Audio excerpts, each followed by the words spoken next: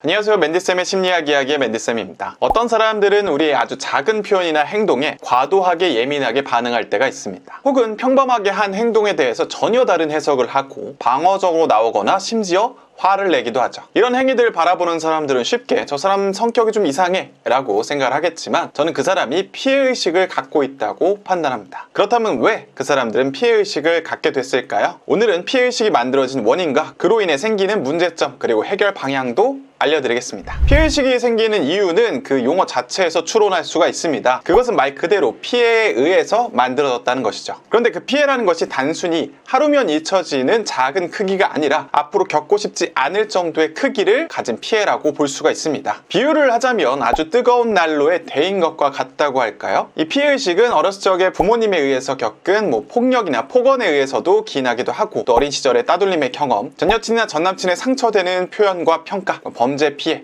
글에 달린 악플 등 다양한 요인들에 의해서 생길 수가 있습니다. 이러한 경험들을 한 사람들은 크나큰 상처를 입게 되는데, 이때 제대로 된 치유가 되지 않았을 경우에 피해의식을 갖게 될 수 있습니다. 즉, 이러한 사건을 겪고 난 이후에 그 상처와 비슷한 느낌을 주는 어떤 상대의 말이나 행동에 대해서 과민하게 예민하게 반응하게 되는 것입니다. 나는 이전의 피해로 인해서 피부에 큰 상처가 남았고, 이 피부에 무언가가 닿으면 너무나 아프기 때문에 누군가가 그 상처를 만지려고 하거나 혹은 모르고 스치기만 하더라도 너무 아프기 때문에 상대를 밀어내고 싶어 한다는 것입니다. 때로는 건들지 말라고 화까지 내게 되는 것이죠. 이때 치유는 뭐냐 하면은, 그때 크게 아픔이 남은 그 상처에 대한 충분한 공간과 위로, 적절한 조치를 하는 것을 의미합니다. 하지만 슬프게도 피해를 받은 사람들은 적절한 시기에 적절한 치유를 받지 못하는 경우들이 많습니다. 이는 우리의 가장 가까운 사람들도 상처가 많기 때문에 상대의 상처를 제대로 돌보지 못하기 때문에 이런 일이 발생하는 겁니다. 때로는 이러한 치유를 해주지 못하는 것을 넘어서서 이 상처를 더 키우기도 하죠. 이를테면 내가 친구들에게 따돌림을 당해서 집에 가서 엄마 아빠에게 힘들다고 얘기를 했는데, 엄마 아빠가 위로는커녕 네가 나약해서, 네가 제대로 못해서 그런 일을 당했겠지 라는 잘못된 평가를 받으면서 상처가 더 심해지는 경우들이 생깁니다. 한편 진화적으로 봤을 때 이러한 피해의식은 분명히 생존에 도움이 됐기 때문에 남아있다고 볼 수가 있습니다. 내가 어떤 위협이 되는 자극을 겪고 나서는 그 자극을 다시 경험하지 않는 것이 생존에 유리했기 때문에 피해의식을 발달시켜서 그러한 자극으로부터 멀어지게 만들었던 것이죠. 하지만 안타깝게도 현대시대에 들어서 그 진화적인 산물이 우리에게 안 좋은 영향을 끼치고 있다고 볼 수 있습니다. 피해의식을 갖고 있는 사람은 아직 상처가 치유되지 않았기 때문에 그 자체로도 힘들지만, 더 큰 문제는 그 피해의식으로 인해서 새로운 피해가 계속 만들어진다는 겁니다. 이때 자기실현적 예언이라는 것이 적용하게 되는데요. 이 자기실현적 예언이란 사회심리학적 현상의 하나인데요. 누군가 어떤 일이 발생한다고 예측하거나 기대하는 것인데, 이러한 예측 혹은 기대가 실현되는 것은 순전히 자신이 그렇게 될 것이라고 믿고서 행동을 믿음에 따라서 맞춰가기 때문입니다. 예를 한번 들어볼게요. 자신이 포함되어 있었던 무리에서 누군가의 시기 질투로 인해서 내가 오해를 받고 그 모임에서 내가 나오게 되었다고 생각해 봅시다. 이때 나는 이 상처로 인해서 상대방을 믿지 못하고 누군가의 호의도 언젠가는 배신으로 돌아올지도 모른다는 생각을 가질 수가 있고, 그로 인해서 긴장과 경계심을 갖게 됩니다. 마음 한편에서는 새로운 사람들과 함께하고 싶다는 마음에 새로운 모임에 가게 되지만, 이전의 상처로 인해 생긴 이 피해의식으로 인해서 사람들 앞에서 이전처럼 자신을 드러내지도 못하고, 사람들에게 다가가지도 못하고, 사람들이 말을 걸어도 이 사람이 언제든 나에게 상처를 줄 수 있다는 생각이 무의식적으로 튀어나와서 마음을 열지도 못합니다. 이 모임에 참여한 다른 사람들은 내가 어떠한 배경을 갖고 있는지, 또 어떠한 상처를 갖고 있는지 알 수 없습니다. 그저 보는 장면은 자신을 드러내지 않고, 사람들에게 다가가지 않고, 또 마음을 열지 않는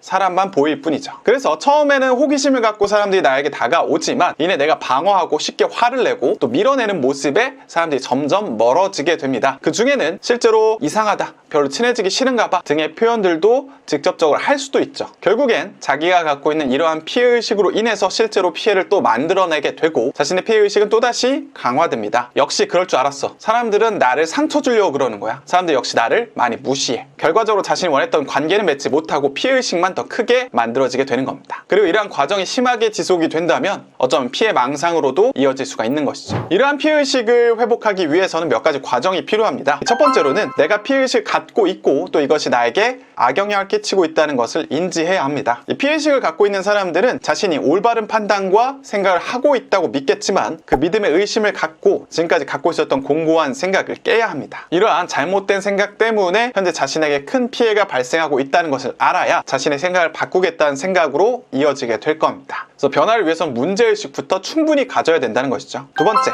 내 피해의식이 만들어진 가장 큰 상처를 돌봐주기. 피해의식은 더 이상 과거에 겪은 상처를 입지 않겠다는 데에서 나오는 마음인데, 이것은 과거에 입은 상처가 계속 지금도 아프게 하기 때문입니다. 따라서 우리가 만약에 과거에 입은 그 상처를 충분히 케어하게 되면 그 피해를 입지 말아야 한다는 예민한 태도가 줄어들 수가 있는 것이죠. 이 치유 과정에서는 그 상처를 입은 나를 향한 공감과 위로, 적절한 조언이 들어가야 하고요. 내가 겪은 그 상처가 또다시 계속 반복되진 않을 수 있다는 점을 알아야 되고요. 그리고 그 상처를 일으킨 어떤 특정 대상과 또 시간이 바뀌어도 똑같이 일어날 거란 생각에서 벗어나야 합니다. 즉 무슨 얘기냐면, 내가 뭐 이를테면 여자나 혹은 남자로부터 상처를 입었다고 해봅시다. 그렇다면 사실은 그 특수한 남자 혹은 여자 때문에 상처를 입은 건데, 나중에 새로 만나는 남자나 여자한테도 그것을 겪을 거라고 생각하는 것은 잘못된 판단이라는 거죠. 물론 여기에서 함께 사는 가족은 이 반성이 없다면 그러한 상처를 계속 줄 수는 있을 것 같아요. 세 번째로는 일상에서 피해의식이 드는 사건에 대해서 스스로 챙겨주는 것이 필요합니다. 과거에 대한 상처 치유뿐만 아니라 현재 갖고 있는 피해의식도 챙겨줘야 되는데요. 즉 현재 상대의 행동이나 말로 인해 느낀 상처나 좌절, 슬픔을 공감하고 위로하고 또 완화시켜줘야 된다는 겁니다. 보통 피해의식이 심한 분들은 자신이 겪은 상처 때문에 상대방의 어떤 행동이나 말에 의해서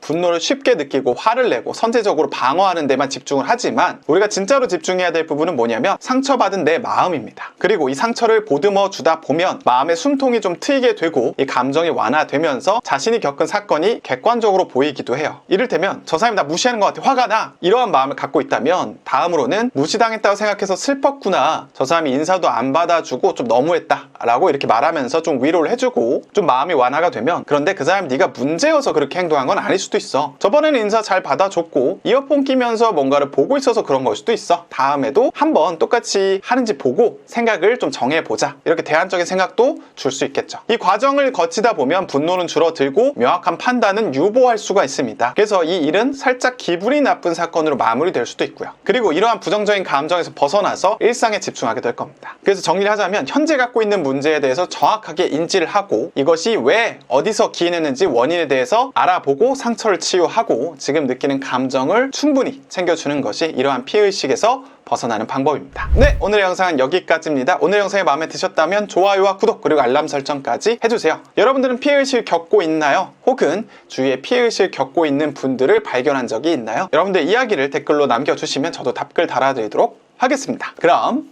안녕!